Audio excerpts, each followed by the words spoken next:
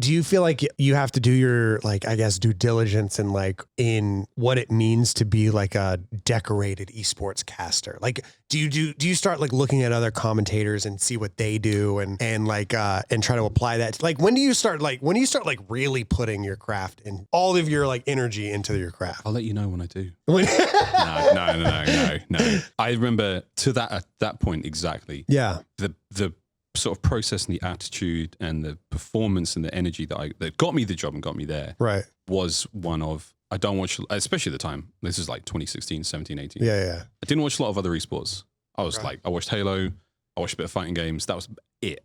Didn't touch CS, anything like that. Didn't do any of that sort of things. And I really stayed in my own little lane, in my own little bubble. Right. I was so much more interested in stand-up comedy, in late night shows, in anything but. And I think that approach, you know, I've always seen myself as more of a game show host than a commentator in a weird way. I can see that, yeah. We do a lot of throws. You know, some of my biggest influences are game shows. Alex Trebek, you know, of Jeopardy fame, and that sort of approach to the work and to the style of shows we have. Like, ultimately, yes, I'm a commentator and I've got to tell you what's happening, but I've got to say the same thing 500 times a show. Yeah. And I have to get good at finding 500 different ways of saying that. Yeah. And that's been the greatest sort of challenge professionally for me, is how many more times can I talk about a rotation being good or a gunfight being one, or, you know, and I literally, I mean, in the early days of my career, I built out a thesaurus. So what do we say kill? How else can I say that word? Give me 10 different ways I can say kill. Okay, cool. And I do that sort of stuff because every now and then someone's like, so give me 5. You can say elimination. Yeah. You can say bested, defeated. Yeah. Fell. Yeah. You know, slain. Slew.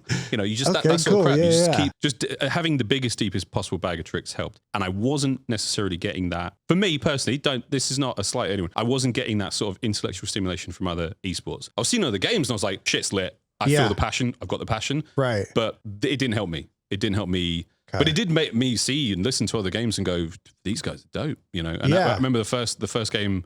The first other esport I really listened to, because I was like, all right, let's go kind of close enough DNA wise. I was like, Counter-Strike. And funny enough, within that year or even later, I think it was 2016, I worked an IEM Sydney, and I met all those guys, you know, became quite close with a few of them, got really close with OJ Borge, the big, massive British stage host, and really talking to them about games and stuff like that, and seeing that, wow, this is truly a career. Right. But I'm still moonlighting at this point.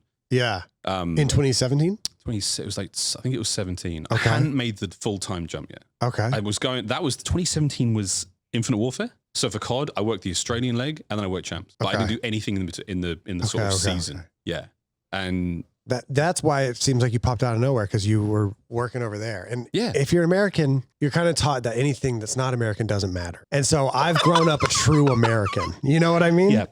Yeah. No, totally. So, I totally get it. I understand. So that's why I feel like you popped out of nowhere. It's because you were grinding your ass off in somewhere that just truly doesn't matter. Yeah, you weren't tuning in to watch Mind Freak versus Tainted Minds at 3 a.m. Yeah, 3 a.m. That's true. I'm sure those games were lit, but like you weren't doing it. Yeah. And, you know, but dude, totally. I completely get it. I would go to the first full year I did was World War II. World War II. I did every single major or every single like stop on the tour. Okay. I started in New Orleans. I started in Dallas. We got the 2 bomb scares. It was crazy. Went to New Orleans. Yeah. Holy shit. I forgot about that. That was insane. Yes. That was insane. I remember Adam Apicella giving everyone like a fucking Braveheart style speech. Really? Like it was after threat number 2. Yeah. And it was, I don't exactly remember what he said. I just remember the feeling like we were all gathered around, and Adam to this day is still immensely important in my career, and has been incredibly kind to not just me, my family, and he's helped us out in so many ways. Yeah. Adam is the fucking goat. He's the best. I owe him a lot.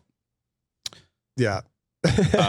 And he gave this insane speech about like nothing's going to bring us down, nothing can stop it. You know, we owe it to the fans, to the ticket payers, we owe it to all of them, we owe it to the game, we owe it to the players. Yeah, let's fucking do this.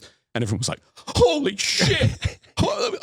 And then I think I went out and casted like, I don't know, Echo Fox versus Phil, and I was like, "Fuck, this esports shit is pretty cool, right?" It was a powerful moment for a lot of us, and that is dope. It was insane. That was the first like full-time thing where your first full-time event was a bomb scare. Yeah, it's like, I'm in the team.